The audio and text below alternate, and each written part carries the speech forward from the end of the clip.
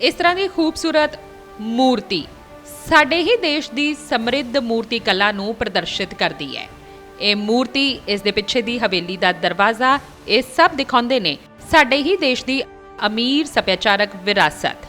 उसके संकेतक ने ये अते इस तरह की धरोहर देखो ना देश के ਵੱਖ-ਵੱਖ हिस्सों में बिखरी हुई है। पर अजिहे भी तमाम लोग ने जो साडे पिंड, शहर, मुहल्लियां विच ही रहिंदे ने अते इस तरह की धरोहरां नूं संभालण विच अपना पूरा जीवन 70-80 साल समर्पित कर दिंदे ने, सिर्फ इसलिए कि साडी एक कला है, साडी धरोहर लुप्त ना हो जाए।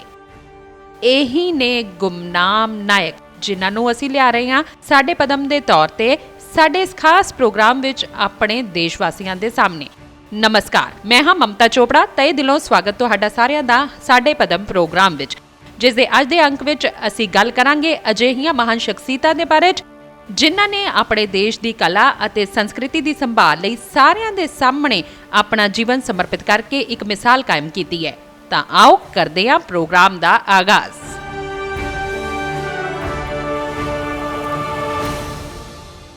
किन्नी सोहनी है ये पेंटिंग, है ना? पूरी दीवार नूं किन्नी खूबसूरती नाल सजाया गया है अते ये आधुनिक नहीं, सदियां पुरानी पेंटिंग है, यानी रवायती पेंटिंग, रवायती शैली दी पेंटिंग है। साडे देश विच देखिए तां ਵੱਖ-ਵੱਖ सूबियां, ਵੱਖ-ਵੱਖ खेत्रां विच किन्नी तरह दी अजिही रवायती कलाकारी है जो देखण नूं मिलदी है अते इसे समृद्ध विरासत नूं संभालण दा यतन भारत कर रहा है। जेकर असीं भारत दी गल करिए तां गुजरात दी पिठोरा पेंटिंग भी 12,000 साल पुरानी है।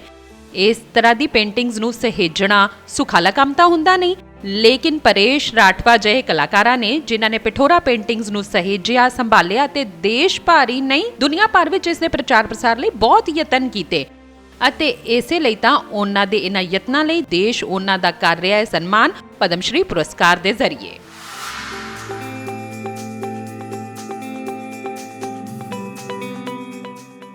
परेश राठवा गुजरात के छोटा उदयपुर जिले के एक आदिवासी कलाकार जो सदियां पुरानी आदिवासी लोक कला पिठोरा पेंटिंग्स की सांस्कृतिक विरासत नूं संभालण विच 30 तो वध सालां तो जुटे हुए ने। 12,000 साल पुरानी आदिवासी लोक कला पिठोरा पेंटिंग प्राचीन गुफावां विच पाई जाती है। उन्होंने इस नूं जिंदा रखण लई अनेकां यतन कीते। इस दे लई उन्होंने इंटरनेट का सहारा लिया, रवायती पेंटिंग नूं सोशल मीडिया ते प्रचारित करना शुरू किया, सिੱਖਿਆ ਸੰਸਥਾਨਾਂ ਨੂੰ ਵੀ ਇਸ ਮੁਹਿੰਮ ਨਾਲ ਜੋੜਨ ਦੀ ਕੋਸ਼ਿਸ਼ ਕੀਤੀ। ਪਿਠੋਰਾ ਕਲਾ ਦੇ ਪ੍ਰਸਾਰ ਲਈ ਉਹ ਇਸ ਕਲਾ ਨੂੰ ਦੇਸ਼ ਵਿਦੇਸ਼ ਵਿੱਚ 30 ਤੋਂ ਵੱਧ ਪ੍ਰਦਰਸ਼ਨੀਆਂ ਵਿੱਚ ਲੈ ਕੇ ਗਏ। ਪਿਠੋਰਾ ਕਲਾ ਨੂੰ ਸਿਖਾਉਣ ਲਈ ਉਹ ਆਨਲਾਈਨ ਵਰਕਸ਼ਾਪ ਵੀ ਲਗਾਉਂਦੇ ਨੇ। ਉਹਨਾਂ ਨੇ 100 ਤੋਂ ਵੱਧ ਵਿਦਿਆਰਥੀਆਂ ਨੂੰ ਇਸ ਕਲਾ ਦੀ ਸਿਖਲਾਈ ਦੇ ਕੇ ਇਸ ਨੂੰ ਅਗਲੀ ਪੀੜ੍ਹੀ ਤੱਕ ਪਹੁੰਚਾਇਆ ਹੈ। पिठोरा पेंटिंग मतलब कि ये आदिकाल से, हजारों साल से, आज से 12,000 साल पहले से गुफा काल से ये पिठोरा पेंटिंग की जो शुरुआत हुई है। ये पहले गुफाओं में होता था। जो गुफाओं में जो हमारे जो आदिवासी है अपने कुछ संदेशा देने के लिए, कुछ संदेशा माध्यम के लिए एक लिपि मतलब कि चित्र लिपि से वो अपने संदेशा एक दूसरे को पहुंचाते थे। पिठोरा पेंटिंग मैं करीबन 30 साल से करता रहा हूँ।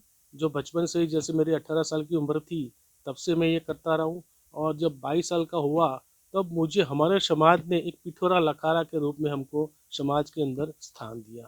तो ये लिखना होता है, हम लोग पिठोरा को लिखते हैं। लिखने का मतलब क्या है, जो हमारी जो मन्नत रहती है पिठोरा की वो हम देवी देवताओं को लिख के बताते हैं, मतलब कि चित्र शैली से वो हम लिखते हैं, उसको पिठोरा पेंटिंग कहते हैं। जब कोरोना काल हुआ तब भी मैंने ऑनलाइन जो मोबाइल से मैंने देश विदेश में भी मैंने ऑनलाइन इनका पिठोरा पेंटिंग का क्लास शुरू किया, तो विदेश से भी लोग हमारे साथ जुड़ने लगे और हमारे जो पिठोरा पेंटिंग विदेश के 7 से 8 पर जो कंट्री के लोग थे मेरे साथ जुड़ते गए और मेरे से पिठोरा पेंटिंग भी सीखते गए।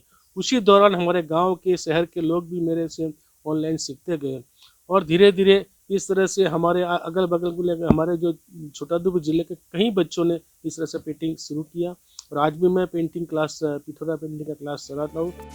एक पिठोरा हमेशा दहलीज ते ਜਾਂ ਘਰ ਵਿੱਚ ਦਾਖਲ ਹੁੰਦਿਆਂ ਹੀ ਸਾਹਮਣੇ ਦੀ ਕੰਧ ਤੇ ਅਤੇ ਹੋਰਨਾਂ ਦੀਵਾਰਾਂ ਤੇ ਵੀ ਸਥਿਤ ਹੁੰਦਾ ਹੈ। ਪੇਂਟਿੰਗ ਆਮ ਤੌਰ ਤੇ ਪੂਰੀ ਕੰਧ ਨੂੰ ਆਕ੍ਰਿਤੀਆਂ ਨਾਲ ਭਰ ਦਿੰਦੀ ਹੈ।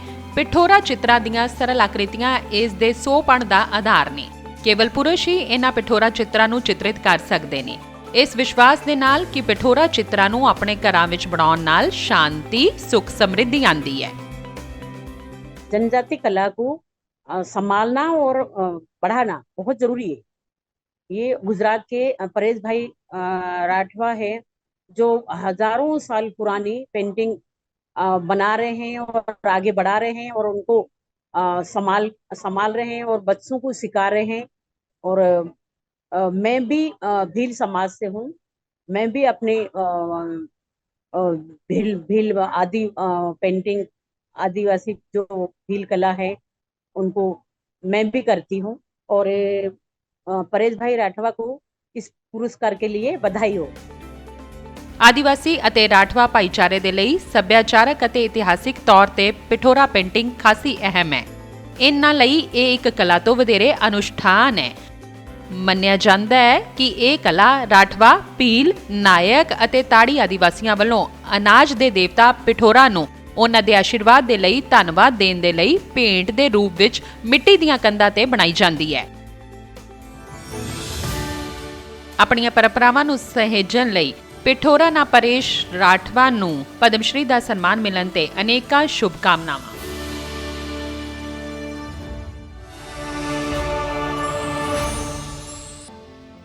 ਇਹ ਜੋ ਤੁਸੀਂ ਦੇਖ ਰਹੇ ਹੋ ਇਹ ਕਿਨਹਾਲ ਕਰਨਾਟਕ ਦਾ ਇੱਕ ਛੋਟਾ ਜਿਹਾ ਪਿੰਡ ਹੈ। ਉੱਥੋਂ ਦੀਆਂ ਮੂਰਤੀਆਂ ਅਤੇ ਖਿਡੌਣੇ ਨੇ।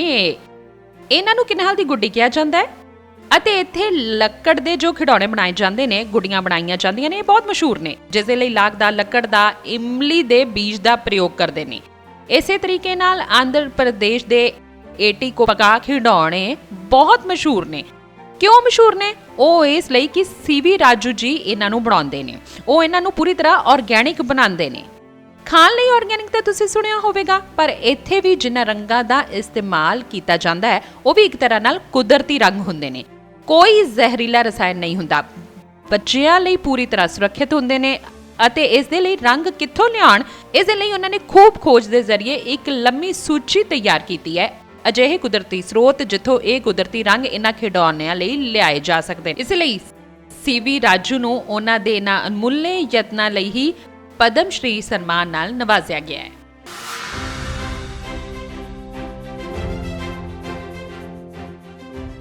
ਰੰਗ ਬਿਰੰਗੇ ਖਿਡੌਣੇ ਕਿਸੇ ਦਾ ਵੀ ਮਨ ਮੋਹ ਲੈਂਦੇ ਨੇ। ਆਧੁਨਿਕ ਖਿਡੌਣਿਆਂ ਵਿੱਚ ਹਾਨੀਕਾਰਕ ਰੰਗ ਇੱਕ ਵੱਡੀ ਚੁਣੌਤੀ ਬਣ ਗਈ ਹੈ, ਲੇਕਿਨ 500 ਸਾਲ ਪੁਰਾਣੀ ਸਾਡੀ ਰਵਾਇਤੀ ਏਟੀਕੋਪਕਾ ਖਿਡੌਣਾ ਪਰੰਪਰਾ ਵਿੱਚ ਇਸ ਦਾ ਹੱਲ ਹੈ, ਜਿਸ ਨੂੰ ਆਧੁਨਿਕ ਦੌਰ ਵਿੱਚ ਮੁੜ ਸੁਰਜੀਤ ਕਰਕੇ ਅੱਗੇ ਵਧਾ ਰਹੇ ਨੇ ਵਿਸ਼ਾਖਾਪਟਨਮ ਦੇ ਏਟੀਕੋਪਕਾ ਪਿੰਡ ਦੇ ਖਿਡੌਣਾ ਨਿਰਮਾਤਾ ਸੀਵੀ ਰਾਜੂ, ਜਿਨ੍ਹਾਂ ਨੇ ਲੱਕੜ ਦੇ ਖਿਡੌਣਿਆਂ ਦੇ ਲਈ ਗੈਰ ਜ਼ਹਿਰੀਲੇ ਕੁਦਰਤੀ ਰੰਗ ਬਣਾਉਣ ਦੇ ਲਈ ਪੌਦਿਆਂ ਦੇ ਵੱਖ-ਵੱਖ ਸਰੋਤਾਂ ਦੀ ਖੋਜ ਕੀਤੀ ਹੈ। ਰੰਗਾਂ ਨੂੰ ਕੇਕ ਦੇ ਰੂਪ ਵਿੱਚ ਸੰਭਾਲਣ ਲਈ ਨਵੀਂ ਤਕਨੀਕ ਵਿਕਸਿਤ ਕੀਤੀ ਹੈ। ਕੱਪੜਿਆਂ ਤੇ ਟੈਸਟ ਕਰਨ ਲਈ ਪ੍ਰਯੋਗਸ਼ਾਲਾ ਵੀ ਤਿਆਰ ਕੀਤੀ। ਕੱਪੜਿਆਂ ਦੇ ਲਈ ਕੁਦਰਤੀ ਰੰਗ ਬਣਾਉਣ ਤੇ ਆਧਾਰਿਤ ਕੌਮੀ ਪੱਧਰ ਦੀਆਂ ਵਰਕਸ਼ਾਪਾਂ ਵਿੱਚ ਭਾਗ ਲਿਆ ਅਤੇ ਭਾਰਤੀ ਸ਼ਿਲਪ ਪਰਿਸ਼ਦ ਅਤੇ ਦਸਤਕਾਰ ਸਮੂਹ ਦੇ ਨਾਲ ਕੰਮ ਕੀਤਾ। ਮੈਂ ਸਾਲ 1988 ਵਿੱਚ ਏਟੀਕੋਪਕਾ ਖਿਡੌਣਾ ਬਣਾਉਣ ਦੇ ਖੇਤਰ ਵਿੱਚ ਆਪਣੀ ਯਾਤਰਾ ਦੀ ਸ਼ੁਰੂਆਤ ਕੀਤੀ। ਮੈਂ ਇਸ ਸ਼ਿਲਪ ਕਲਾ ਨੂੰ ਵਿਕਸਿਤ ਕੀਤਾ, ਮਾਨਕੀਕਰਨ ਕੀਤਾ ਅਤੇ ਗੁਣਵੱਤਾ ਦੇ ਮਾਪਦੰਡਾਂ ਵਿੱਚ ਸੁਧਾਰ ਕੀਤਾ ਅਤੇ ਏਟੀਕੋਪਕਾ ਸ਼ਿਲਪ ਕਲਾ ਦੇ ਸਮੂਹ ਨੂੰ ਸਾਰੇ ਦੇਸ਼ ਦੇ ਸਾਹਮਣੇ ਲਿਆਉਂਦਾ। ਪੂਰੇ ਭਾਰਤ ਵਿੱਚ ਅਸੀਂ ਇਸ ਸ਼ਿਲਪ ਕਲਾ ਨੂੰ ਕਾਸ਼ੀ ਤੋਂ ਲੈ ਕੇ ਪੂਰਬੀ ਤੱਟ ਦੇ ਕੰਨਿਆ ਕੁਮਾਰੀ ਤੱਕ ਅਤੇ ਨਾਲ ਹੀ ਵੱਖ-ਵੱਖ ਥਾਵਾਂ ਤੇ ਪਾਉਂਦੇ ਹਾਂ ਜੋ ਇਸ ਸ਼ਿਲਪ ਕਲਾ ਨੂੰ ਅੱਗੇ ਵਧਾਉਂਦੇ ਨੇ। ਇਸ ਸ਼ਿਲਪ ਕਲਾ ਦੇ ਪਿੱਛੇ ਦੇ ਵਿਗਿਆਨ ਵਿੱਚ ਮੈਂ ਰੰਗਾਂ ਦੀ ਗੱਲ ਕਰ ਰਿਹਾ। ਸਾਰੇ ਕੁਦਰਤੀ ਰੰਗ ਇਸ ਵਿੱਚ ਵਰਤੇ ਜਾਂਦੇ ਨੇ। ਸਾਰੇ ਡੇਅਰੀ ਸਰੋਤ ਅਤੇ ਲੱਕੜੀ ਜੋ ਅਸੀਂ ਪਿੰਡਾਂ ਦੇ ਆਸ-ਪਾਸ ਤੋਂ ਜਮ੍ਹਾਂ ਕਰਦੇ ਹਾਂ, ਇਹੀ ਇਸ ਸ਼ਿਲਪ ਕਲਾ ਦੀ ਵਿਲੱਖਣਤਾ ਹੈ। ਮੈਨੂੰ ਪਦਮ ਸ਼੍ਰੀ ਮਿਲਣ ਤੇ ਬਹੁਤ ਮਾਣ ਮਹਿਸੂਸ ਹੋਇਆ। ਨਾਲ ਹੀ ਮੈਨੂੰ ਲੱਗਦਾ ਹੈ ਕਿ ਮੈਨੂੰ ਸਨਮਾਨ ਮਿਲਣਾ ਇਸ ਰਵਾਇਤੀ ਸਦੀਆਂ ਪੁਰਾਣੀ ਸ਼ਿਲਪ ਕਲਾ ਨੂੰ ਸਨਮਾਨ ਮਿਲਣਾ ਹੈ।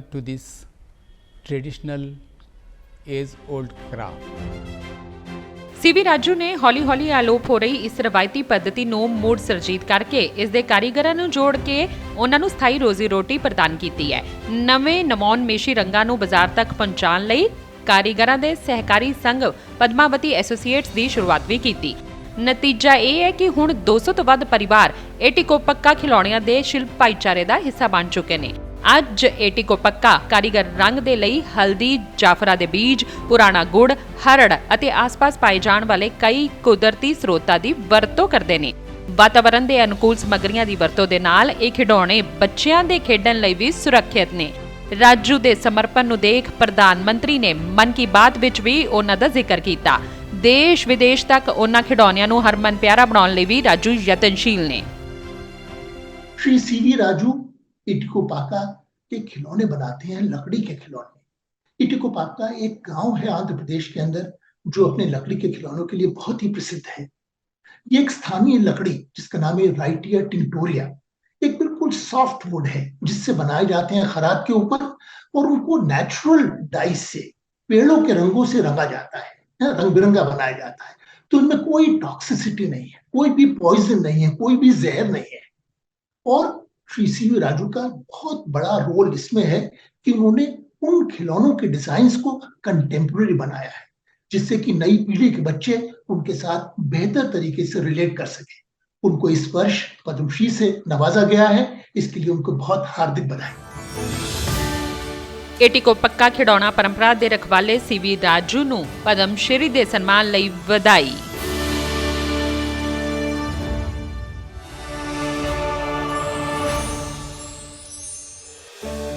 ਇਹ ਜੋ ਕਠਪੁਤਲੀਆਂ ਤੁਸੀਂ ਦੇਖ ਰਹੇ ਹੋ, ਇਹ ਦਿਖਾ ਰਹੀ ਹੈ ਕਿ ਸਾਡੇ ਦੇਸ਼ ਵਿੱਚ ਵੱਖ-ਵੱਖ ਸੂਬਿਆਂ ਵਿੱਚ ਕਿੰਨੇ ਤਰ੍ਹਾਂ ਦੀਆਂ ਕਠਪੁਤਲੀਆਂ ਨੇ। ਪੱਛਮੀ ਬੰਗਾਲ ਵਿੱਚ ਇਸ ਨੂੰ ਪੁਤਲ ਨਾਚ ਕਿਹਾ ਜਾਂਦਾ ਹੈ, ਤਾਮਿਲਨਾਡੂ, ਆਂਧਰ ਪ੍ਰਦੇਸ਼ ਵਿੱਚ ਵੋਮਾਲੋਟਮ, ਰਾਜਸਥਾਨ ਵਿੱਚ ਕੱਚ ਦੀ ਗੁੜੀਆ, ਉਸੇ ਤਰ੍ਹਾਂ ਉੜੀਸਾ ਵਿੱਚ ਇਹ ਕਹਾਂਦੀ ਹੈ ਕਾਠੀ ਕਢਾਈ ਨਾਚ। ਇੱਕ ਪੁਰਾਣੀ ਪੁਤਲ ਪਰੰਪਰਾ ਹੈ ਇਹ, ਅਤੇ ਇਸ ਨੂੰ ਮਗੁਨੀ ਚਰਨ ਕੁੰਵਰ ਕਈ ਦਹਾਕਿਆਂ ਤੋਂ ਅੱਗੇ ਵਧਾ ਰਹੇ ਨੇ।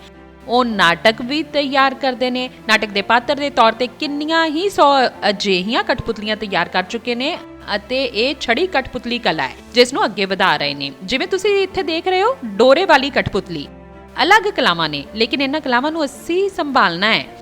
ਸਾਡੀਆਂ ਪਰੰਪਰਾਵਾਂ ਨੂੰ ਪ੍ਰਦਰਸ਼ਿਤ ਕਰਦੀਆਂ ਨੇ ਇਹ, ਅਤੇ ਇਸ ਲਈ ਉਹਨਾਂ ਦੇ ਇਹਨਾਂ ਯਤਨਾਂ ਲਈ ਮਗੁਨੀ ਚਰਨ ਕੁੰਵਰ ਨੇ ਹਾਸਲ ਕੀਤਾ ਹੈ ਪਦਮ ਸ਼੍ਰੀ ਸਨਮਾਨ।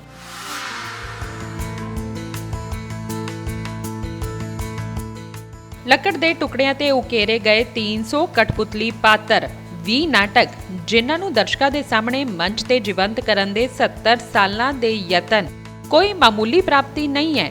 ਉੜੀਸਾ ਦੀ ਇਸ ਰਵਾਇਤੀ ਛੜੀ ਕਠਪੁਤਲੀ ਕਲਾ ਨੂੰ ਆਪਣੇ ਜਨੂਨ, ਸਮਰਪਣ ਨਾਲ ਸਿੰਜਣ ਵਾਲੇ ਉੜੀਸਾ ਦੇ ਕਿਓਝਰ ਜ਼ਿਲ੍ਹੇ ਦੇ 85 ਸਾਲਾ ਮਗੁਨੀ ਚਰਨ ਕੁੰਵਰ ਨੇ ਲੁਪਤ ਹੋ ਰਹੀ ਕਲਾ ਕਾਠੀ ਕੰਡਈ ਨਾਚ ਨੂੰ ਨਵਾਂ ਜੀਵਨ ਦਿੱਤਾ ਹੈ।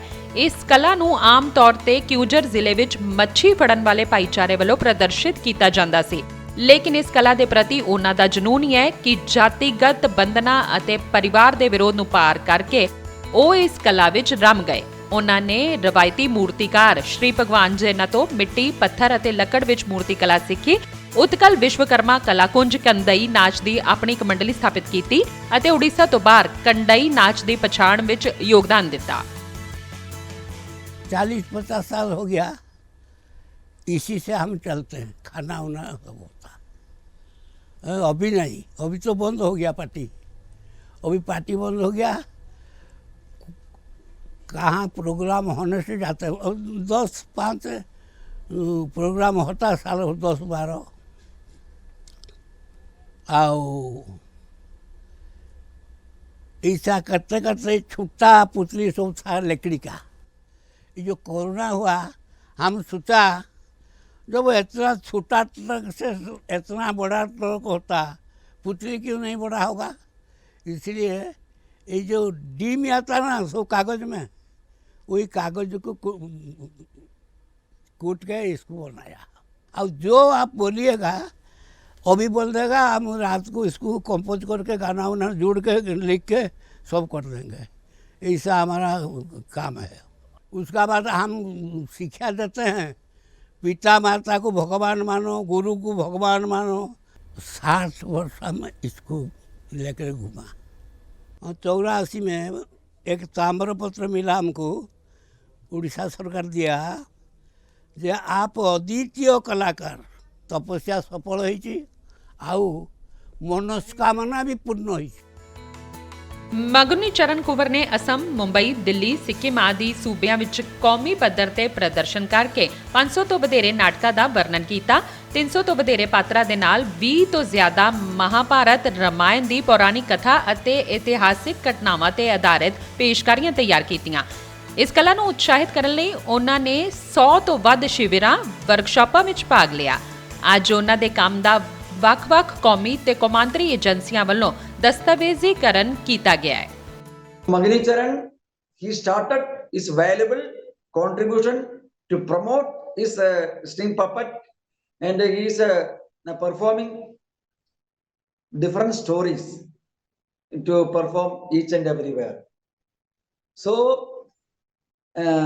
people appreciate his work and his techniques, how to use to manipulation of the puppet making and the technique of to play the performance.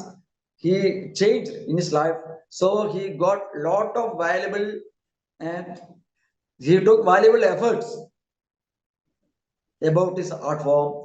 I congratulate Magni Charan for getting the Padma Award.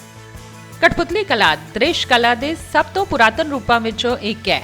ਇਸ ਦਾ ਸਭ ਤੋਂ ਪਹਿਲਾ ਜ਼ਿਕਰ ਪਹਿਲੀ ਜਾਂ ਦੂਜੀ ਸ਼ਤਾਬਦੀ ਈਸਾ ਪੂਰਵ ਦੇ ਆਸ-ਪਾਸ ਲਿਖੇ ਗਏ ਤਾਮਿਲ ਕਲਾਸਿਕ ਸਿਲਪਾਡੀ ਕਾਰਮ ਵਿੱਚ ਮਿਲਦਾ ਹੈ। ਕਠਪੁਤਲੀ ਕਲਾ ਦਾ ਰਵਾਇਤੀ ਮਨੋਰੰਜਨ ਵਿੱਚ ਅਹਿਮ ਸਥਾਨ ਰਿਹਾ ਹੈ। ਕਾਠੀ ਕੰਡਈ ਨਾਚ ਦੇ ਰੂਪ ਵਿੱਚ ਜਾਣੀ ਜਾਂਦੀ ਛੜੀ ਕਠਪੁਤਲੀ ਕਲਾ ਕੇਵਲ ਕਿਉਂਝਰ ਵਿੱਚ ਪਾਈ ਜਾਂਦੀ ਹੈ। ਛੜੀ ਕਠਪੁਤਲੀ ਦੇ ਰਖਵਾਲੇ ਮਗਨੀ ਚਰਨ ਕੁੰਵਰ ਨੂੰ ਪਦਮ ਸ਼੍ਰੀ ਪੁਰਸਕਾਰ ਦੇ ਲਈ ਹਾਰਦਿਕ ਸ਼ੁਭਕਾਮਨਾਵਾਂ।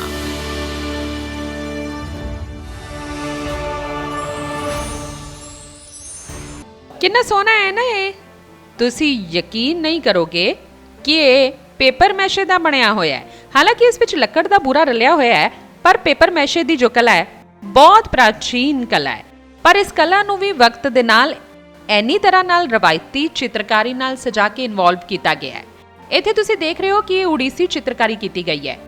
ਇਸੇ ਤਰੀਕੇ ਨਾਲ ਬਿਹਾਰ ਵਿੱਚ ਵੀ ਅਸੀਂ ਸਭ ਜਾਣਦੇ ਹਾਂ ਕਿ ਮੈਥਿਲੀ ਚਿੱਤਰਕਾਰੀ ਬਹੁਤ ਮਸ਼ਹੂਰ ਹੈ। ਮਹਿਲਾਵਾਂ ਆਪਣੇ ਘਰ ਤੇ ਵਿਹੜੇ ਵਿੱਚ ਵੀ ਚਿੱਤਰਕਾਰੀ ਕਰਦੀਆਂ ਨੇ, ਲੇਕਿਨ ਸੁਭਦਰਾ ਕੁਮਾਰੀ ਨੇ ਪੇਪਰ ਮੈਸ਼ੇ ਦਾ ਉਤਪਾਦ ਬਣਾਇਆ। ਉਸ ਉਤਪਾਦ ਤੇ ਮੈਥਿਲੀ ਚਿੱਤਰਕਾਰੀ ਕੀਤੀ। ਜੀ ਹਾਂ, ਅਤੇ ਇਸ ਤਰ੍ਹਾਂ ਉਹਨਾਂ ਨੇ ਇਸ ਮੈਥਿਲੀ ਪਰੰਪਰਾ ਨੂੰ ਦੇਸ਼ ਵਿਦੇਸ਼ ਤੱਕ ਇਸ ਦਾ ਪ੍ਰਚਾਰ ਕੀਤਾ। ਲੋਕ ਆਉਂਦੇ ਨੇ ਇਹਨਾਂ ਦੇ ਕੋਲ ਕੁਝ ਸਿੱਖਣ ਦੇ ਲਈ, ਅਤੇ ਉਹ ਵੀ ਬਹੁਤਿਆਂ ਨੂੰ ਸਿਖਲਾਈ ਦੇ ਚੁੱਕੇ ਨੇ ਇਸ ਵਿੱਚ। ਲੇਕਿਨ ਆਪਣੇ ਇਹਨਾਂ ਯਤਨਾਂ ਲਈ ਜਿਨ੍ਹਾਂ ਦੇ ਮਾਧਿਅਮ ਨਾਲ ਪੇਪਰ ਮੈਸ਼ੇ ਤੇ ਉਹ ਮੈਥਿਲੀ ਚਿੱਤਰਕਾਰੀ ਕਰਦੇ ਨੇ, ਇਸੇ ਲਈ ਸੁਭਦਰਾ ਕੁਮਾਰੀ ਨੂੰ ਮਿਲਿਆ ਪਦਮ ਸ਼੍ਰੀ ਪੁਰਸਕਾਰ।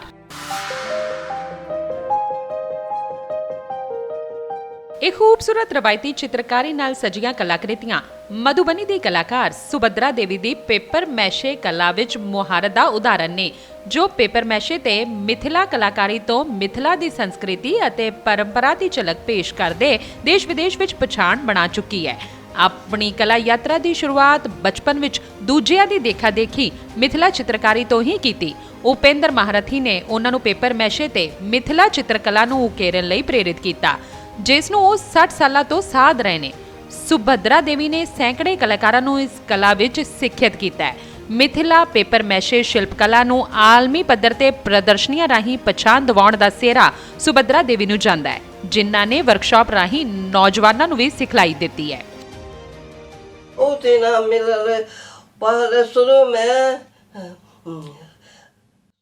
ਮੈਨੂੰ ਬਹੁਤ ਇਨਾਮ ਮਿਲੇ ਨੇ। ਸ਼ੁਰੂ 'ਚ ਮੈਂ ਕੁਝ ਪੁਰਸਕਾਰ ਹਾਸਲ ਕੀਤੇ ਨੇ। ਮੈਂ ਪ੍ਰਦਰਸ਼ਨੀਆਂ 'ਚ ਜਾਂਦੀ ਸੀ ਆਪਣੀ ਹਸਤਕਲਾ ਮਧੂਬਨੀ ਕਲਾ ਨੂੰ ਅੰਤਰਰਾਜੀ ਸਤਰ ਤੇ ਪਹਿਚਾਣ ਦਿਵਾਉਣ ਲਈ। ਮੇਰਾ ਪੂਰਾ ਪਰਿਵਾਰ ਇਸ ਹਸਤਕਲਾ ਨੂੰ ਬਣਾਉਣ ਵਿੱਚ ਲੱਗਾ ਰਹਿੰਦਾ ਸੀ। ਅਸੀਂ ਪ੍ਰਦਰਸ਼ਨੀਆਂ ਲਈ ਬੰਗਲੁਰੂ, ਮਦਰਾਸ, ਗੋਆ, ਮੁੰਬਈ ਸਭ ਥਾਂ ਜਾਂਦੇ ਸੀ। ਮੇਰਾ ਸਾਰਾ ਸਮਾਨ ਵਿਕ ਜਾਂਦਾ ਸੀ। ਪਦਮ ਸ਼੍ਰੀ ਸਨਮਾਨ ਪਾ ਕੇ ਮੈਂ ਬਹੁਤ ਖੁਸ਼ ਹੋ ਗਈ ਸੀ। ਮੈਨੂੰ ਰਾਸ਼ਟਰੀ ਪੁਰਸਕਾਰ ਵੀ ਪਰਮਾਤਮਾ ਦੀ ਕਿਰਪਾ ਨਾਲ ਮਿਲਿਆ। ਮੈਂ ਉਹਨਾਂ ਦੀ ਬਹੁਤ ਸ਼ੁਕਰਗੁਜ਼ਾਰ ਹਾਂ। ਮੈਂ ਜਦੋਂ ਪ੍ਰਦਰਸ਼ਨੀ ਵਾਸਤੇ ਮਦਰਾਸ ਗਈ ਸੀ ਤਾਂ ਉੱਥੇ ਸਾਰਿਆਂ ਨੇ ਮੇਰੀ ਇਸ ਹਸਤਕਲਾ ਦੀ ਬਹੁਤ ਤਾਰੀਫ ਕੀਤੀ ਸੀ। ਉਹਨਾਂ ਨੇ ਕਿਹਾ ਕਿ ਤੁਹਾਨੂੰ ਇਸ ਕਲਾ ਲਈ ਨੈਸ਼ਨਲ ਅਵਾਰਡ ਮਿਲਣਾ ਚਾਹੀਦਾ ਹੈ। ਪਦਮ ਸ਼੍ਰੀ ਲਈ ਮੈਂ ਪ੍ਰਧਾਨ ਮੰਤਰੀ ਨਰਿੰਦਰ ਮੋਦੀ ਜੀ ਦਾ ਬਹੁਤ ਧੰਨਵਾਦ ਕਰਦੀ ਹਾਂ। ਮੈਂ ਬਿਲਕੁਲ ਨਿਰਾਸ਼ ਹੋ ਚੁੱਕੀ ਸੀ ਕਿ ਮੈਨੂੰ ਇਹ ਅਵਾਰਡ ਕਦੋਂ ਮਿਲੇਗਾ। ਭਾਰਤ ਸਰਕਾਰ ਨੇ ਮੈਨੂੰ ਬਹੁਤ ਵਧਾਵਾ ਦਿੱਤਾ ਹੈ ਤੇ ਮੈਨੂੰ ਇਹ ਅਵਾਰਡ ਲੈ ਕੇ ਬਹੁਤ ਖੁਸ਼ੀ ਹੋ ਰਹੀ ਹੈ। ਪੇਪਰ ਮੈਸ਼ੇ ਫ੍ਰੈਂਚ ਸ਼ਬਦ ਤੋਂ ਬਣਿਆ ਹੈ, ਜਿਸ ਦਾ ਭਾਵ ਹੈ ਮਸਲਿਆ ਹੋਇਆ ਕਾਗਜ਼। ਇਸ ਵਿੱਚ ਕਾਗਜ਼ ਨੂੰ ਪਹਿਲਾਂ ਪਾਣੀ ਵਿੱਚ ਭਿਓਇਆ ਜਾਂਦਾ ਹੈ, ਫਿਰ ਲੁਗਦੀ ਬਣਾਈ ਜਾਂਦੀ ਹੈ। ਗੂੰਦ ਫੈਵੀਕੋਲ ਦੇ ਸਹਾਰੇ ਉਸ ਨੂੰ ਆਕਾਰ ਦਿੱਤਾ ਜਾਂਦਾ ਹੈ। ਧੁੱਪ ਵਿੱਚ ਸੁਕਾਉਣ ਤੋਂ ਬਾਅਦ ਇਹਨਾਂ ਤੇ ਵੱਖ-ਵੱਖ ਰੰਗਾਂ ਨਾਲ ਚਿੱਤਰਕਾਰੀ ਕੀਤੀ ਜਾਂਦੀ ਹੈ। ਸਾਂਚਿਆਂ ਦੀ ਵੀ ਵਰਤੋਂ ਹੁੰਦੀ ਹੈ, ਪਰ ਸੁਭਦਰਾ ਦੇਵੀ ਆਪਣੇ ਕੁਸ਼ਲ ਹੱਥਾਂ ਨਾਲ ਹੀ ਕ੍ਰਿਤਾ ਕੱਢ ਦਿੰਦੇ ਨੇ। ਸਫेद रंग ਦੀ ਵਰਤੋਂ ਉਹਨਾਂ ਦੀਆਂ ਕਲਾਕ੍ਰਿਤੀਆਂ ਨੂੰ ਅਲੱਗ ਖੜਾ ਕਰਦਾ ਹੈ। बिहार में गाँव में महिलाओं अपने मिथिला पेंटिंग करती है। सुभद्रा देवी ने पेपर मिसी पे इस तरह मिथिला पेंटिंग बनाया और देश विदेश में पहुंचाया उन्होंने, और पुरस्कार के लिए बहुत बहुत बधाई हो। ਮੁਗਲ ਕਾਲ ਵਿੱਚ ਪੇਪਰ ਮੈਸ਼ੇ ਕਲਾ ਦਾ ਵਿਕਾਸ ਹੋਇਆ। ਮਹਿਲਾਵਾਂ ਤਿਉਹਾਰਾਂ ਤੇ ਕੰਧਾਂ, ਕੱਪੜਿਆਂ, ਕਾਗਜ਼ ਤੇ ਅਰੀਪਨ, ਬਾਂਸਪਰੀ, ਅਸ਼ਟਦਲ ਕਮਲ ਜਿਹੀ ਅਨੁਸ਼ਠਾਨਕ ਚਿੱਤਰ ਬਣਾਉਂਦੀਆਂ ਰਹੀਆਂ ਨੇ, ਜਿਨ੍ਹਾਂ ਨੂੰ ਮਿਥਿਲਾ ਪੇਪਰ ਮੈਸ਼ੇ ਕਲਾ ਦੇ ਰੂਪ ਵਿੱਚ ਸੁਭਦਰਾ ਦੇਵੀ ਨੇ ਪਛਾਣ ਦਿਵਾਈ। ਆਪਣੀ ਕਲਾਕਾਰੀ ਦੇ ਲਈ ਪਦਮ ਸ਼੍ਰੀ ਪੁਰਸਕਾਰ ਹਾਸਲ ਕਰਨ ਤੇ ਸੁਭਦਰਾ ਦੇਵੀ ਨੂੰ ਹਾਰਦਿਕ ਸ਼ੁਭਕਾਮਨਾਵਾਂ।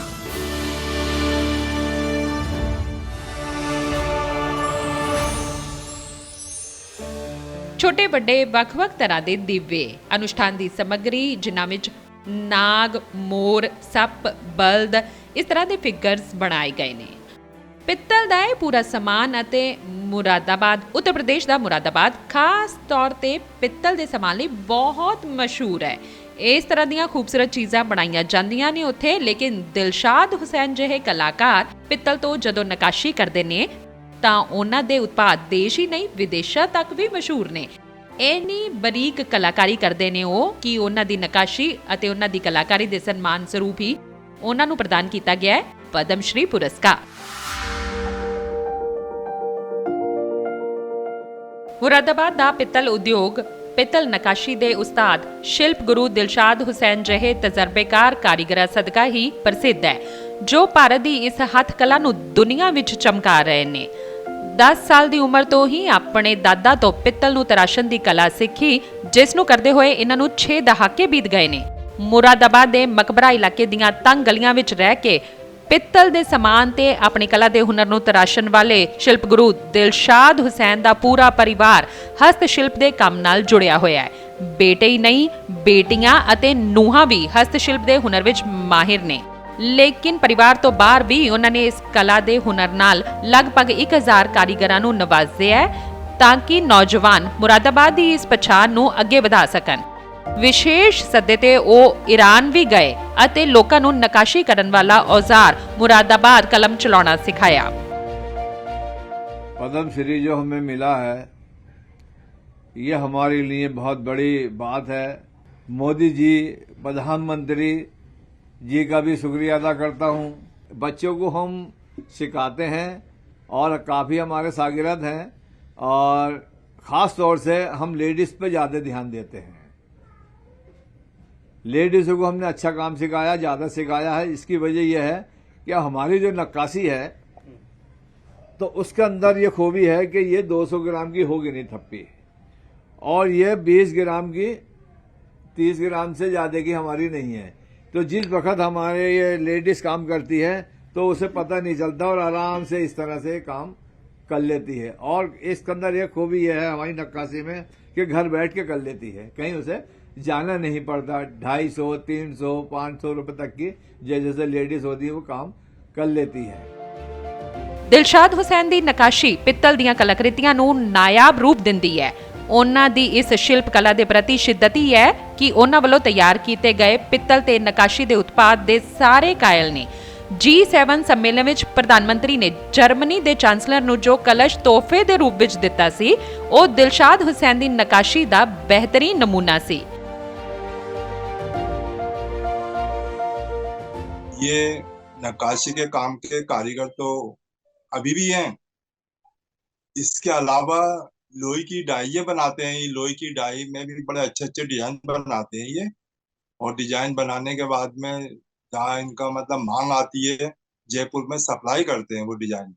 नक्काशी के काम के कारीगर बहुत कम हैं। अब भारत सरकार बहुत ही हेल्प कर रही है, ट्रेनिंग सेंटर खोल रही है। नक्काशी का काम ऐसा है, बहुत ही बारीक होता है।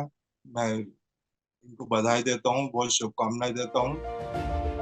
ਕਿਹਾ ਜਾਂਦਾ ਹੈ ਕਿ ਸ਼ਾਹਜਹਾਨ ਦੇ ਸ਼ਾਸਨ ਵਿੱਚ ਕੁਝ ਸ਼ਿਲਪਕਾਰ ਪਰਿਵਾਰ ਦਿੱਲੀ ਤੋਂ ਮੁਰਾਦਾਬਾਦ ਬਸ ਗਏ ਅਤੇ ਪਿੱਤਲ ਦਾ ਸ਼ਿਲਪ ਵਿਕਸਿਤ ਕੀਤਾ। ਮੁਗਲ ਕਾਲ ਵਿੱਚ ਪਿੱਤਲ ਦੇ ਭਾਂਡਿਆਂ ਤੇ ਨਕਾਸ਼ੀ ਕੀਤੀ ਜਾਂਦੀ ਸੀ ਅਤੇ ਇੱਥੋਂ ਦੇ ਆਫਤਾਬਾਦ ਅਤੇ ਫੁੱਲਦਾਨ ਦੀ ਬਹੁਤ ਮੰਗ ਸੀ। ਇਸ ਤਰ੍ਹਾਂ ਮੁਰਾਦਾਬਾਦ ਦਾ ਪਿੱਤਲ ਉਦਯੋਗ ਤਕਰੀਬਨ 350 ਸਾਲ ਪੁਰਾਣਾ ਹੈ, ਜਿਸ ਦੀ ਚਮਕ ਨੂੰ ਸਮੇਂ ਦੇ ਨਾਲ ਚਮਕਾ ਰਹੇ ਨੇ ਦਿਲਸ਼ਾਦ ਹੁਸੈਨ ਜਿਹੇ ਸ਼ਿਲਪਕਾਰ। ਪਿੱਤਲ ਨਕਾਸ਼ੀ ਦੇ ਉਸਤਾਦ ਦਿਲਸ਼ਾਦ ਹੁਸੈਨ ਨੂੰ ਆਪਣੇ ਵਿਲੱਖਣ ਹੁਨਰ ਲਈ ਪਦਮ ਸ਼੍ਰੀ ਸਨਮਾਨ ਲਈ ਅਣਗਿਣਤ ਸ਼ੁਭਕਾਮਨਾਵਾਂ।